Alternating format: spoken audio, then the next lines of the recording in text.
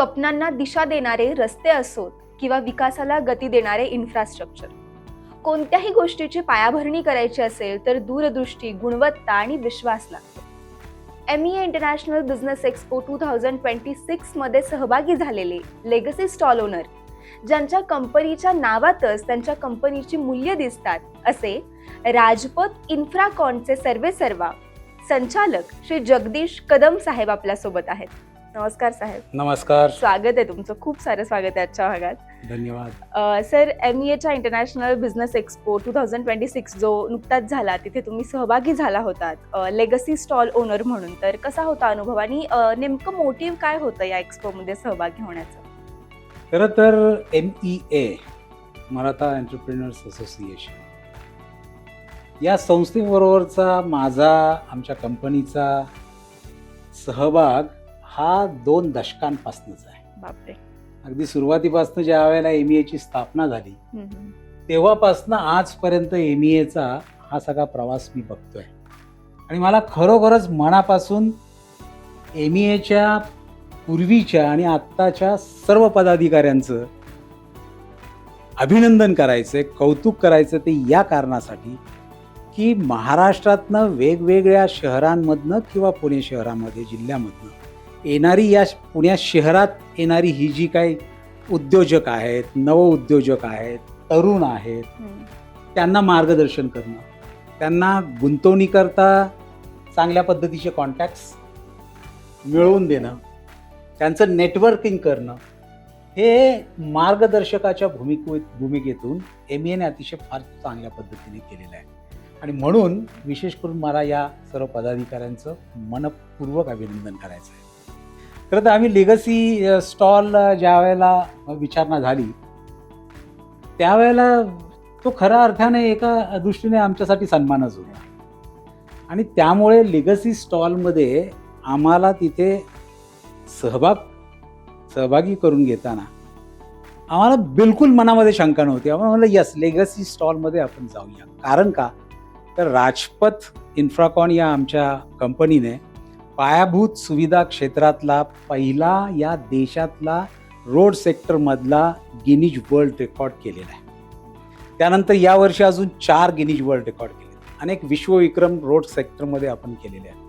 आणि त्यामुळे या निमित्ताने राजपथ, आमची टीम, आमचं कौशल्य, आमचं तांत्रिक ज्ञान, आमचा त्याबद्दलचा एखादी प्रोजेक्ट पूर्ण करायचा असेल तर त्यातली आमच्या लोकांची प्रामाणिकता, कष्ट करण्याची तयारी, हे या निमित्ताने नवउद्योजकांसमोरती या लेगसी स्टॉलमुळे येऊ शकणार होतं, हे माहिती होतं. आणि त्यामुळे अनेक नवउद्योजकांनी, आलेल्या गुंतवणूकदारांनी, व्यावसायिकांनी आमच्या स्टॉलला भेट दिली, जेणेकरून या राजपथसारखी एक कंपनीसुद्धा जी महाराष्ट्रातल्या मातीत रुजली आहे, वाढली आहे, तेच जगाला आपल्याला दाखवायचं की महाराष्ट्रातली सुद्धा ही सगळी उद्योजक मंडळी कुठेही कुठल्याही बाबतीमध्ये कमी पडत नाही आहेत.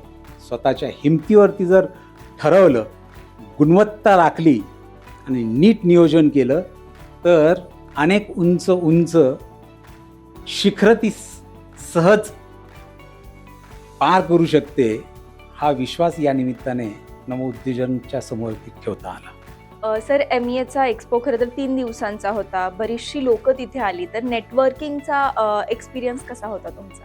खरं सांगायचं म्हणजे या एक्सपोच्या निमित्ताने इतका उत्तम प्रतिसाद या एक्सपोला उभ्या महाराष्ट्रातून मिळाला. हो.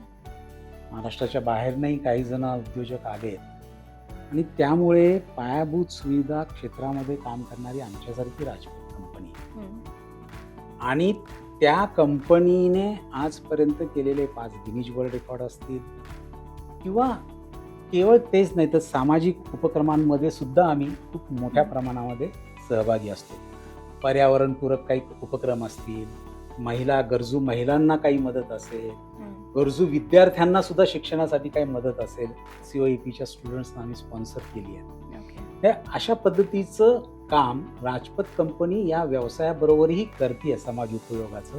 त्याबरोबर आत्ता अलीकडच्या काळामध्ये आम्ही एक राजपथ स्पोर्ट्स फाउंडेशन केलं आहे, जेणेकरून या महाराष्ट्रातल्या किंवा या आपल्या पुण्यातल्या एक चांगले खेळाडू तयार करण्यासाठी म्हणून त्या राजपथ स्पोर्ट्स फाउंडेशनची आम्ही स्थापना केली आणि आज जवळपास 35 विद्यार्थी या स्पोर्ट्स फाउंडेशनमध्ये जमैकन कोचचं मार्गदर्शन घेत आहेत.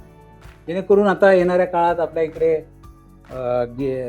2036मध्ये ऑलिम्पिक होणार आहे, 2030मध्ये आपल्या इकडे आता कॉमनवेल्थ होणार आहे. तर याच्यासाठी सुद्धा आपलंही काहीतरी योगदान असावं ही भूमिका नेहमीच राजपथ कंपनीने आमच्या सर्व मंडळींनी मनी बाळगली आणि तेच आम्ही प्रत्यक्षात उतरवण्याचा प्रयत्न करतो. तर हे सगळं आलेले विद्यार्थी असतील, गुंतवणूकदार असतील, कोणी व्यावसायिक असतील, सामाजिक कार्यकर्ते असतील किंवा राजकीय नेते असतील, कोणी अभ्यागत असतील, या सगळ्यांच्या समोर ती या निमित्ताने राजपथ येऊ शकली.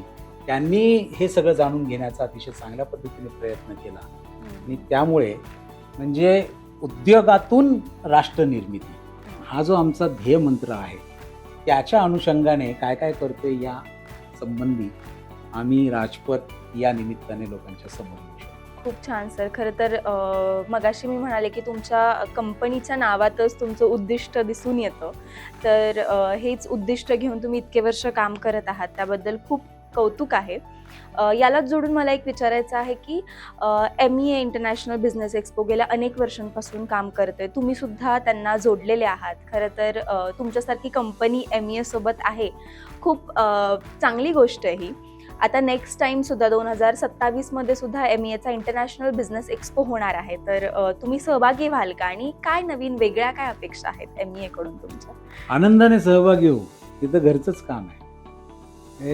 MEAचा बिझनेस एक्सपो जो झाला त्या एक्सपोला ज्या पद्धतीने प्रतिसाद मिळाला तो बघताना खूप चांगल्या यशस्वी अशा स्टोरीज या निमित्ताने तयार होतील. आता या पहिल्या एक्सपोतनं अनेकांना व्यावसायिक संधी मिळाल्या, कनेक्ट होता आलं, अनेकांना आर्थिक मदतीस करता काही फायनान्शियल इन्स्टिट्यूट असतील, बँका असतील, त्यांना कसं ॲप्रोच व्हायचं आहे त्याही मोठ्या अडचणी असायच्या, त्या स्तरावरती मदत झाली. हे अधिकारी किंवा रेव्हेन्यू डिपार्टमेंटचे अधिकारी यांच्याबरोबर ती कशा पद्धतीने ते पुढे जायला पाहिजे, आपल्या प्रश्नांची उकल सोडवून घ्यायला पाहिजे या संदर्भातलं मार्गदर्शन मिळतं. त्यामुळे या सगळ्या गोष्टींचा इथून पुढच्या काळामध्ये MEAच्या वतीने होणाऱ्या या अशा बिझनेस एक्सपोना चांगलाच प्रतिसाद मिळेल आणि आम्ही 100% त्याच्यामध्ये सहभागी. आनंद होईल आम्हाला. सर, MEAची या एक्सपोची अशी कोणती वेगळी गोष्ट होती जी तुम्हाला शिकायला मिळाली किंवा तुमच्या व्यवसायाला तिने अधिक सक्षम बनवलं असं आपण म्हणू शकतो? खरं मी ज्या वेळेला या गोष्टीचा विचार करतो ना त्यावेळेला एक गोष्ट मला या एक्सपोमध्ये अतिशय प्रकर्षाने जाणवली. बदल समाजातला, उद्योजकांमधला, नवउद्योजकांमधला, गुंतवणूकदारांमधला, व्यावसायिकांमधला जो मी बघितला तर आजकालची आत्ता हे सगळी मंडळी केवळ त्या कंपनीचं उत्पादन आणि सेवा एवढंच बघत नाहीत, तर त्या कंपनीचं सामाजिक दायित्व काय आहे, त्याची संस्कृती कशी आहे, त्या कंपनीचे व्यवहार कसे आहेत, यामध्ये सुद्धा या सर्व मंडळींचा अतिशय अगदी जवळून निरीक्षण करण्याचा प्रयत्न असतो. आणि म्हणून आम्ही आता खरं तर 5 गिनीज वर्ल्ड रेकॉर्ड केलेत राजपथने. पण याच्याच सोबत केवळ 5 गिनीज वर्ल्ड रेकॉर्ड केले म्हणून नाही, तर त्याच्या मागची भूमिका काय होती, त्याच्यासाठी टेक्निक तुम्ही काय वापरलं, हे कसं यशस्वी करून दाखवलं, याच्यासाठी काय पद्धतीचं प्लॅनिंग तुम्ही करून घेतलं. कारण की हे पहिला देशातला गिनीज वर्ल्ड रेकॉर्ड होता रोड सेक्टरमधला. तर या संबंधीचे खूप प्रश्न अतिशय इंटरेस्टिंग हे या मंडळींकडनं आले. त्यामुळे आम्हाला ते त्यातलं कंपनीचं कौशल्य असेल किंवा कंपनीचं तंत्रज्ञानातली प्रगती असेल किंवा त्यातली शिकण्याची आवड असेल आमच्या लोकांची, हेही आम्हाला त्यानिमित्ताने या मंडळींसमोर ती सांगता आलं. त्यामुळे आता इथून पुढच्या काळामध्ये बदलत्या जगामध्ये आपल्याला केवळ उत्पादन सेवा याच्यावरती भर न देताना त्या व्यतिरिक्त सुद्धा हे बाकीचे आयाम जे आहेत त्या आयामांकडे सुद्धा येणाऱ्या काळामध्ये उद्योजकांनी लक्ष दिलं पाहिजे. तर आणि तरच फक्त हे पुढची जे उद्योजक मंडळी आहेत, पुढची जी पिढी आहे ही त्या पद्धतीने त्या कंपनीकडे यशस्वीतेतनं बघेल. मला असं वाटतं की हे ज्या वेळेला आम्ही आत्ता राजपथच्या वतीने गिनीज वर्ल्ड रेकॉर्ड केलं त्यावेळेला हे आम्ही प्रेझेंट केलं. गिनीज वर्ल्ड रेकॉर्डची सर्टिफिकेट 5 समक्ष आम्ही तिथे ज्यावेळेला फिजिकली आणली. अनेकांना तर कुतूहलाचा विषय होता.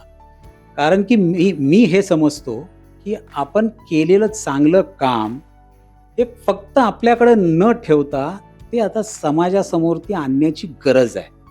त्यातनं नवनवीन उद्योजकांना, तरुणांना, व्यावसायिकांना प्रेरणा मिळू शकते आणि तेही अशाच पद्धतीने उद्योगातून राष्ट्रनिर्मिती हा मंत्र घेऊन आम्ही जे काम करतोय त्या पद्धतीने पुढच्या काळामध्ये भारत देशाच्या निर्मितीमध्ये 2047 पर्यंत आपल्याला विकसित भारत व्हायचं आहे.